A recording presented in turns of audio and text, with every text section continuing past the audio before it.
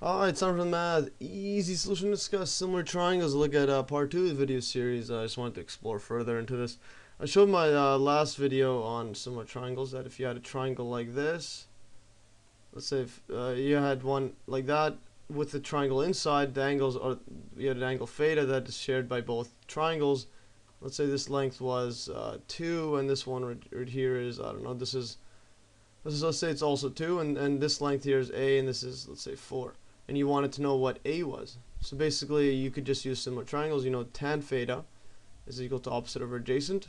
Opposite over adjacent is just equals to a over 2 of the small triangle, and since the angle is shared, 4 over, well, 2 plus 2, which is the large triangle.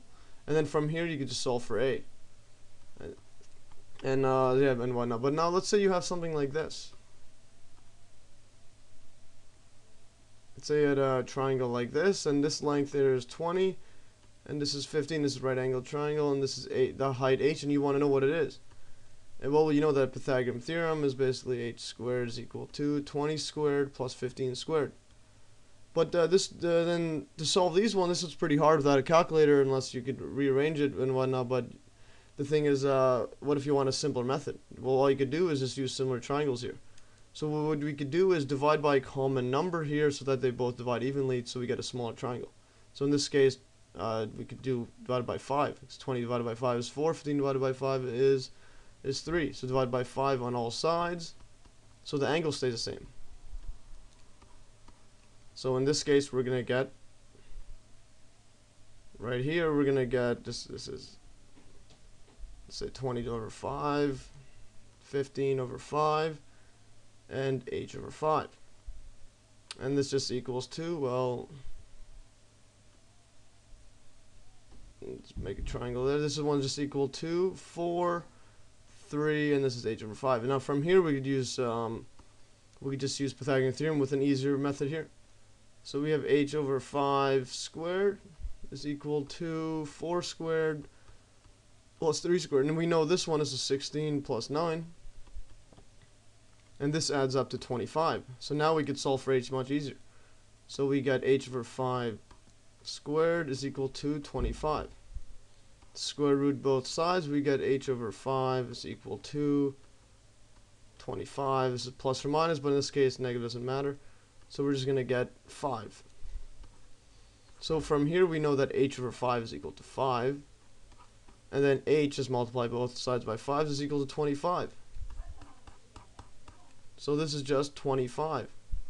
So I'll show you why you could do this. Basically, these angles are, and these triangles are both similar. So if you had the one big one, it's like this. Say like this. This is 25. This is 20. This is 15. And this is similar to this one, the smaller one. Let's say 5. This is 3, and this is 4. Because the angles are the same. Let's say you had an angle A, and this angle, let's say that, yeah, this angle has to be A, and I'll show you why. Because let's say if we were to take the tan of A, this one is just going to be equal to opposite over adjacent. This equals to 20 over 15.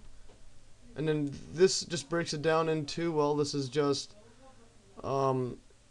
so yeah, if you divide this both out by 5 on both sides, this is just equal to 4 over 3. And that's exact same thing as over here, because over here tan angle A is equal to 4 over 3. So the angles are the same. Even if you did cos A, this just equals to, well, adjacent over hypotenuse, 3 over 5 in this case, or equal to 15 over 25. This is just times by 5 on this, times by 5, times by 5. So these are the angles the same, and it's also the same thing for this angle, B. And this one's also B. So they're similar in the sense that the angles are the same. So even if you had something like, let's say over here, let's say an angle like this, this one is just 1 plus 1 is 2, so this one's just square root 2. So you could also make it larger. You could times it by, let's say, 10. This just would just be 10 times root 2. and the angles are all the same. It doesn't have to be right angle, any angle. So if you have any angle like this, so you had A, B, C. Let's just draw this a bit better. And then this is, let's say, A, this is B, this is C. You could times or multiply by anything, and the angle's always going to be the same. So times by anything. Yeah, so basically you could use this if you ever have something like like this one, and you wanted to find out the ratio. You could just divide this straight out by 10, a common number, and to get an even one like this. Well, that's all for today. Hopefully you learned, and stay tuned for another math easy solution.